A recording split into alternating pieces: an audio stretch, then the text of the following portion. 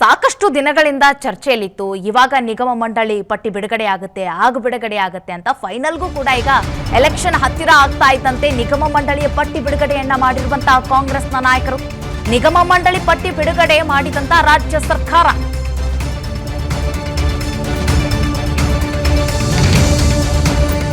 ಮೊದಲ ಪಟ್ಟಿಯಲ್ಲಿ ಒಟ್ಟು 34 ಶಾಸಕರಿಗೆ ಒಲಿದಿರುವಂತಹ ಸ್ಥಾನ.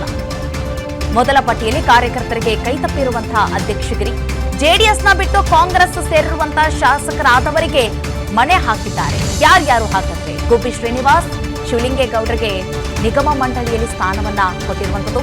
ಬಿಡಿಎ ಅಧ್ಯಕ್ಷ ಸ್ಥಾನವನ್ನ ಪಡೆಯುವಲ್ಲಿ ಹ್ಯಾರಿಸ್ ಅವರು ಯಶಸ್ವಿಯಾಗಿದ್ದಾರೆ. ಡಿಕೆ ಶಿವಕುಮಾರ್ ಆಪ್ತನಿಗೆ ಒಲಿದಿರುವಂತಹ ಬಿಡಿಎ ಅಧ್ಯಕ್ಷ ಸ್ಥಾನ.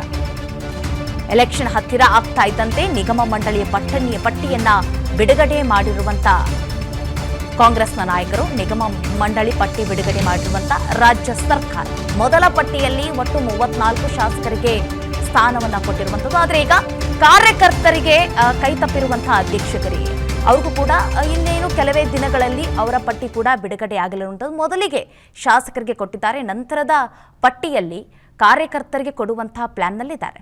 ಮೊದಲ ಪಟ್ಟಿಯಲ್ಲಿ ಒಟ್ಟು 34 ಶಾಸಕರಿಗೆ ಸ್ಥಾನಮಾನವನ್ನು ಕೊಟ್ಟಿರುವಂಥದ್ದು. ಜೊತೆಗೆ ಯಾರ್ಯಾರಿಗೆಲ್ಲ ಸಚಿವ ಸ್ಥಾನದಿಂದ ಯಾರಿಗೆಲ್ಲ ಸಿಕ್ಕಿಲ್ವೋ, ಅವ್ರು ಯಾರ್ಯಾರೆಲ್ಲ ಅಸಮಾಧಾನಗೊಂಡಿದ್ದಾರಲ್ಲ ಅವರಿಗೆಲ್ಲ ಈ ಒಂದು ನಿಗಮ ಮಂಡಳಿಯಲ್ಲಿ ಸ್ಥಾನಮಾನವನ್ನು ಕೊಟ್ಟು ಅವರಿಗೆ ಸಮಾಧಾನ ಪಡಿಸುವಲ್ಲಿ ಕೂಡ ರಾಜ್ಯ ನಾಯಕರು ಈಗ ಯಶಸ್ವಿ ಹಾದಿಯನ್ನು ತುಳಿತಾ ಇರುವಂಥದ್ದು. ಆದರೂ ಕೂಡ ಅಸಮಾಧಾನದ ಹೊಗೆ ಇದೆ.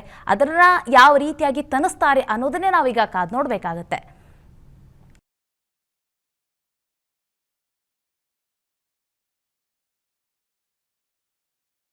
ಸ್ಟಾಕ್ ಮಾರ್ಕೆಟ್ನಲ್ಲಿ ಹಣ ಗಳಿಸಬೇಕೆ?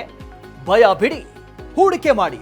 ತಿಳಿಯಿರಿ ಸಣ್ಣ ಸಣ್ಣ ಟ್ರಿಕ್ಸ್. ಗೊತ್ತಿಲ್ಲದೆ ಸ್ಟಾಕ್ ಟ್ರೇಡಿಂಗ್ ನಲ್ಲಿ ದುಡ್ಡು ಕಳ್ಕೊಂಡಿದ್ದೀರಾ? ಸ್ಟಾಕ್ ಇನ್ವೆಸ್ಟ್ಮೆಂಟ್, ಸ್ಟಾಕ್ ಟ್ರೇಡಿಂಗ್ ವ್ಯತ್ಯಾಸ ಗೊತ್ತಿಲ್ವೇ? Equity, ETF, derivatives, option contract ಅರಿತು ಲಾಭ ಗಳಿಸಬೇಕೆ?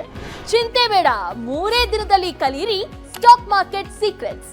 ನುರಿತ ತಜ್ಞರಿಂದ ಪಕ್ಕಾ ಟ್ರೈನಿಂಗ್ ಪಡೆಯಿರಿ. ಸಂಪರ್ಕಿಸಿ.